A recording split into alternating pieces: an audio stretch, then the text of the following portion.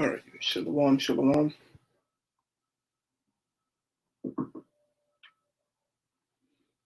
Test, test.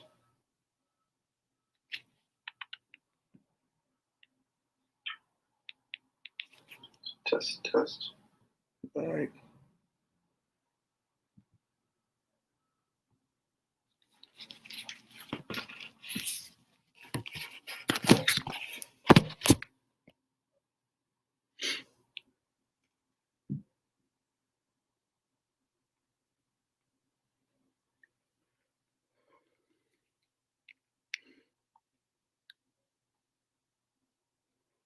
All right. Shalom. I'd like to start off by saying Barakah Yahweh, Barakah Yahweh Shai, Barakah Yahweh, Bahashem Yahweh Shai, Bahashem Rakodash. Double honors to the others and apostles of great millstone. And enough respect to the brothers that are out there pushing and spreading the truth, which is the gospel, to the four corners of the world. Through the spirit and power of Yahweh, Bahashem Yahweh Shai. I just wanted to do a video. Shalom, brother, shalom. Yahweh's warrior. All right. Shalom, Yahweh Bashim Yashar Barakatha. All right, good seeing you. Yeah, so just wanted to do a quick video. Like the title says, prevention on the next level. Originally, I wanted to do this video, and to show us how how messed up Babylon is, and how the Most High is absolutely right. Okay, absolutely right. Okay, to burn this place to ashes. But I think we all know that already, and so I found enough precept to make this like an admonishment video, a video of warning and of like, on a mental state. Okay, preparing your mental state. Okay, preventing yourself, all right, from from iniquity. And so I think that's the direction I'm gonna make this video into. All right, so this is a video. All right. Let's see. I don't know if the sound is gonna work, but Proverbs.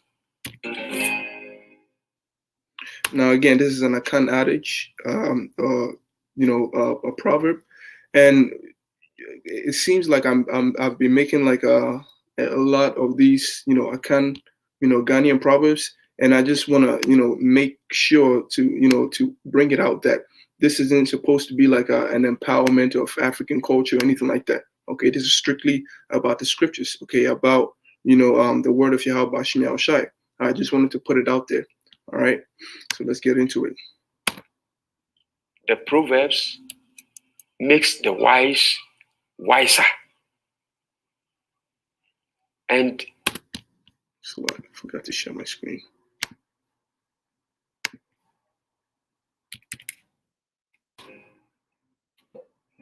The Proverbs makes the wise wiser. And it makes the primitive knowledgeable and increases the knowledge of the knowledgeable. Proverbs is something which deepens. Yeah, forgive me. Proverbs is something which deepens a man's way of thinking. All right. So that's it on that. Let me jump down to. All right. Okay. Whistling. Crema netritrinum. It is the whistling which compels you to sing. There are certain things you don't have to get closer to. Because by getting closer to those things will draw you into it. Perfect. All right, and that is extremely perfect. So what I did was, I have like a lot of precepts, and believe it or not, I had more than what I have right now, like a lot more. But for the sake of the length of the video, I trimmed it. All right. So like you're saying, it is the whistling that compels one to sing. All right. and which really the explanation of it goes into the preliminaries of iniquity, of sin. And it all begins with the mind, with the heart. Okay, see, temptation, you sinning, the action, okay, the beginning of sinning, it doesn't, it doesn't start with the actual action, but it actually starts in the heart. Okay, it actually starts in the mind. That's why in what you call it, in Matthew's the 5th and 28th chapter, how I said, but I see unto you that whosoever looketh on a woman to lust after her hath committed adultery with her already in his heart. All right, and this is the wisdom from Yahweh Bashim Yahushai. Okay, he sees the heart of man, and that he knows that once a man premeditates on sin, once he shifts his disposition into iniquity, it always manifests. All right, and that's why the title of this video is Prevention on the Next Level. Okay, so so you should know that sinning, you actually doing something, you actually physically sinning. When you have it into your mind that physically sinning is what brings judgment upon your head, that is not true. Okay, misfortune for the Most High can come from you just by thinking on it. All right, that's why you not only ask for forgiveness when you pray to Yahweh Bashim Shai. Don't just ask for wickedness for what you did. All right, ask for the wickedness of your heart, of the things that you thought of the things that you meditated on. All right, those are very important too, because you are definitely guilty of it. In this body that we're in, we're very, very guilty of it. Okay, and so the preliminaries of sin, it leads a man into the premeditation of sin, okay, of iniquity. It leads a man into roads that he can't return. All right, treachery can begin with it can begin with pleasure at the expense of your brother. Okay, every time, every day, all you're thinking about is your own pleasure, even if it's at the expense of your brother. Okay, or sometimes there's nothing you could do against it, but when you don't feel anything in you, when you're always taken from your brother, there's something wrong. You're supposed to do something to change your heart about that, because it can lead you to a certain place. All right, so examples of you preventing yourself from sin. All right, I brought out Matthew the 5th chapter and 28th verse. This is James 1 and 14. It says, but every man is tempted when he is drawn away from his own lust, and enticed. Then when lust has conceived, it bringeth forth sin, and sin, when it is finished, bringeth forth death. All right, do not err, my beloved brethren. Okay, it begins, okay, with the lust of the heart. Okay, when you conceive a wicked thought, the scripture says it ultimately comes forth. You bring it forth. All right, and when it is finished, it brings forth death. All right, so be wary of that. We're all afraid of death. We all don't want the judgment of the Most High upon us. So we should do well to work on our prevention of sin on the next level, okay, which is our mind. I hope I'm getting my point across. This is Mark chapter 7, verse 20. It says, and he said, that which cometh out of a man, that defileth the man. For from within, out of the heart of man, proceedeth evil thoughts, adulteries, fornicators, murderers, thieves, covetousness, wickedness, deceit, lasciviousness, an evil eye, blasphemy, pride, foolishness. All evil things come from within, and it defiles the man. All right, it's pretty self-explanatory. This is Proverbs chapter 6, verse 23. It says, for the commandment is a lamp, and the law is light, and reproofs of instructions are the way of life, to keep thee from the evil woman, from the flattery of the tongue of a strange woman. Okay, the flattery. See, it doesn't just say that don't physically touch the woman. It tells you the flattery alone. Close your heart. Look, man, guard your mind from her sweet words, from her flattery. Okay, because it ultimately leads you to a certain place.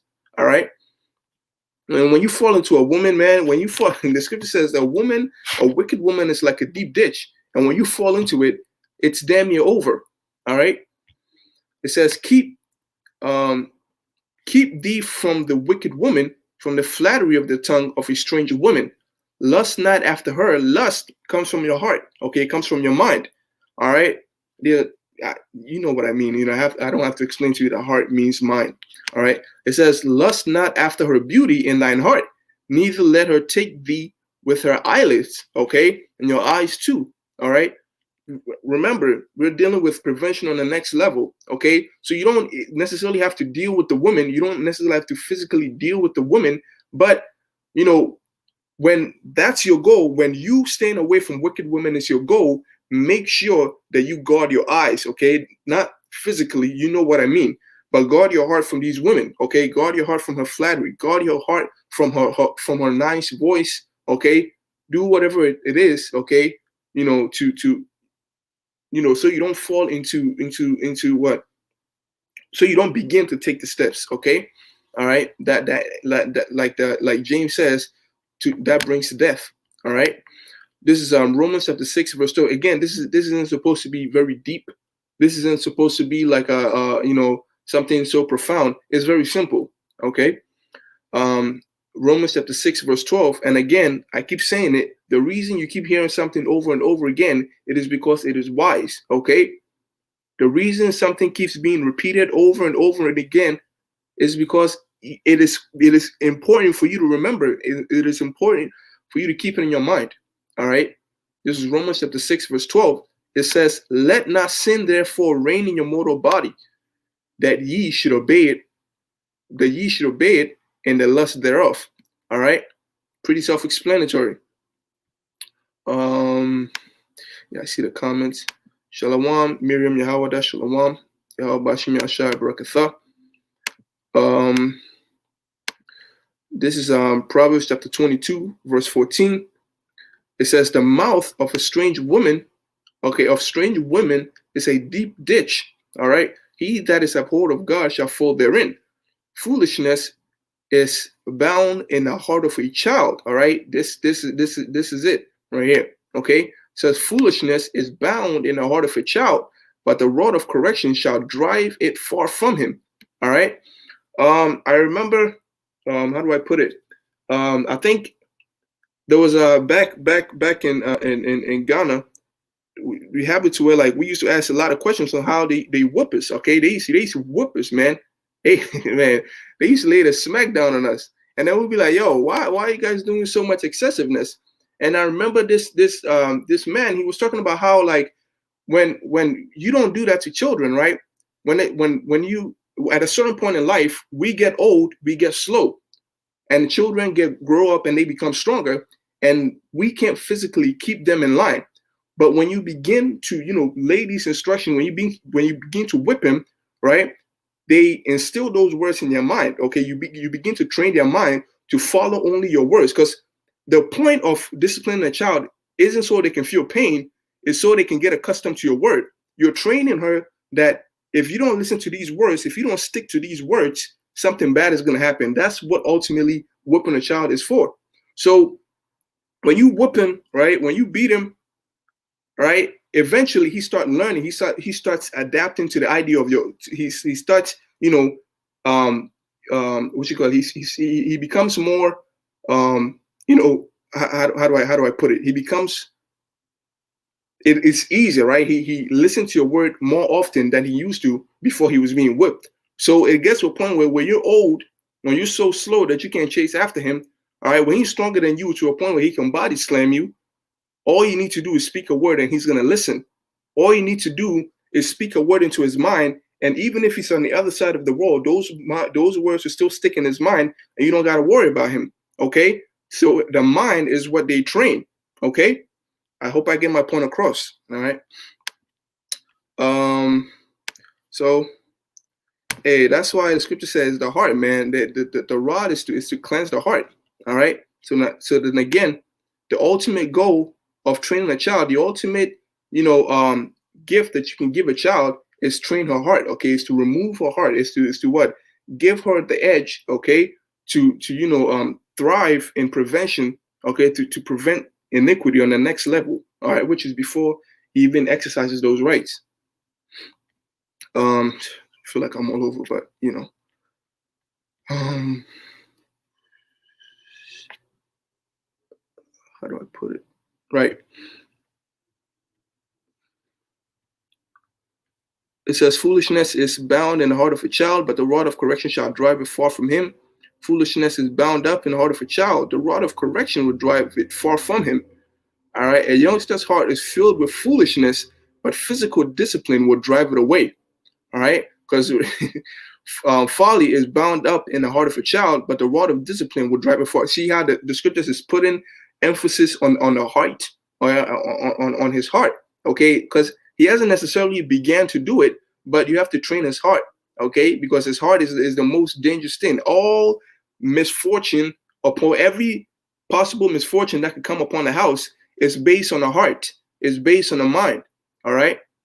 So you do well, to train your heart and your mind. Like, I forgot. Let me see the precept. Oh, see if I could spin it. Right. When we read Proverbs 22:14, it says, the mouth of a strange woman is a deep ditch. Okay. When she plays in your heart, it says, but he that is uphold of God shall fall therein. So I just want to bring your mind to it that, it is through the Lord that we escape temptation. Okay. It is always through the Lord. So when you pray for forgiveness, when you pray, for the things that you've done and the things that you haven't even done yet and the things that you were thinking of, pray for the Most High for strength. All right. So that you don't have to do those things again. All right. Enough on that. We already know. How many minutes is that? All right, 16 minutes. It's not bad. All right. Just want to make it quick. 1 Corinthians chapter 15, verse 33, it says, be not deceived. Evil communications corrupt good manners. All right. Awake to righteousness and sin not. For some have not the knowledge of God. I speak this to your shame. All right. Evil communication corrupt good manners. All right. Don't be around like I forgot, like, look, don't be around people, okay, who are always prone to wickedness. All right. Because, I believe it was said in camp. I don't know where I heard it, but, the point was brought out that you become the people that you're around. I don't know whether I heard it in the car, on our way to camp or something like that. But, roughly paraphrasing, you become the people that you're around. Okay. So you try to the best of your ability to appeal to Yahweh Bashim Yahushai, to plead your cause to Yahweh Bashim Yahushai. Don't be found in the council of those that the Most High hates. Okay, if you're trying to separate yourself from the hate of the Most High, why is it that whenever the Most High smells foolishness, why is it that whenever the Most High, is vexed with wickedness, somehow you're entangled in it? Okay, it doesn't make sense. Okay, so be not deceived. Evil communication corrupt good manners. All right. And I'm gonna get back to this. In fact. All right. So another example of it is 2 Samuel chapter 11 verse 12. It says, and it came to pass in eventide that David arose from his bed and walked upon the roof of the king's house, and from the roof he saw a woman washing herself, and the woman was very beautiful to look upon. And David sent and inquired after the woman. And one said, is not this Bathsheba, the daughter of Eliam, the wife of Uriah the Hittite? Right? The story, you can get more on it. Basically, the whole thing, this whole event began with David's eyes and his heart. Okay? So again, just as it was said in James, okay, the first chapter, all right, the sin, okay, the lust that is conceived, it eventually comes forth, all right, and that is exactly what we see here in 2 Samuel, the 11th chapter. All right, this is another precept, Romans chapter 13, verse 14. It says, but put ye on the Lord Yahushai HaMashiach, and make not provisions for the flesh to fill the lust of the flesh thereof. All right. So whatever you do, it all, your biggest weakness, your biggest enemy, is your flesh. Okay. And your heart is definitely part of it. Your heart is the biggest threat ever. Okay. So, part of the what you call it, the steps you take, okay, to prevent yourself from iniquity, okay, comes from withholding yourself from certain pleasures, okay, of the flesh. All right, things that like, yo, it'll get my ass into it. Look, man, if I know I'm going to this party, I have a problem with smoking, okay. If I go out with these people, they're gonna smoke and I'm gonna be enticed in it. No, I'm not going to the party. See, your mind is not for you to go smoking. Okay, you're not thinking of smoking. You just want to go out, maybe socialize. But if you know that there's things in there that are gonna entice you to sin, prevent yourself, man. Don't make provisions for the flesh. All right, because you don't know what's gonna happen. Like the scripture says, keep not an oath with another man's wife. All right, don't sit not at all with her, man. You go to visit somebody and it's just her wife, man. Wait for him outside. Go to a bar or something like that. Psalms chapter 1 verse 1, it says, "Blessed is the man that walketh not in the counsel of the ungodly, nor standeth in the way of sinners, nor sitteth in the seat of the scornful. But his delight is in the law of the Lord, and in his law does he meditate day and night." The man who does this, the scripture says what? He is blessed. All right. Verse 3, it says, "He shall be like a tree planted by the rivers of water, and bringeth forth his fruit in his season. His leaf also shall not wither, and whatsoever he does shall prosper." All right. Pretty self-explanatory. The blessings of the Lord, it always comes with prosperity. Okay. This is Proverbs chapter 4, verse 20. It says, "My son, attend to my words, incline thine ear unto my saying. Let them not depart from thine eyes, keep them in the midst of thine heart. For they are life unto those that find them, and health unto their flesh." All right. Keep thine heart with all diligence. Keep thine heart with all diligence, for out of it are the issues of life. Perfect. That perfect summarization of everything that's happening. So guard your heart. All right. Whatever it is that you have to do, the best method, the best thing a man can do to guard his heart, to prevent himself from iniquity on the next level, is always through the scripture. Follow the instructions of the scripture, right, from A to Z. There's always something in them that you can pick up. There's always something on the other side. There's always something on the back. Okay, there's always something in the front that expounds on a vague instruction that you've heard. Okay, there's always something that gives you new perspective. Right, the scriptures of the word of the Lord is perfect. All right, like David said. So with that, I hope I made my point across. To the brothers that are watching in truth and sincerity, to the aquas that are listening also in truth and sincerity, I want to say shalom. All right, Yahweh Bashima Shah Barakatha. May the Most High grant us the gift, okay, to prevent ourselves from iniquity on the next level. All right, shalom, and may the blessing of election be upon our house.